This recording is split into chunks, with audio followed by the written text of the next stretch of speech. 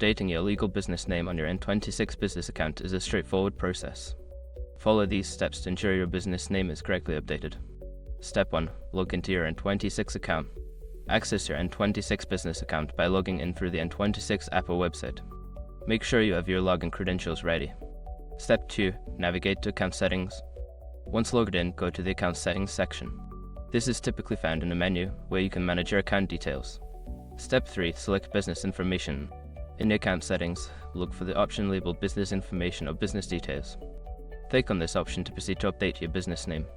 Step 4. Enter new business name. In the Business Information section, find the field for your legal business name. Enter the new name you wish to use, ensuring it matches the legal documentation. Step 5. Submit changes. After entering the new business name, review the information for accuracy. Once confirmed, submit the changes. You may receive a confirmation email or notification regarding the update. After completing these steps, your legal business name should be updated on your N26 business account. If you encounter any issues, consider reaching out to N26 customer support for assistance.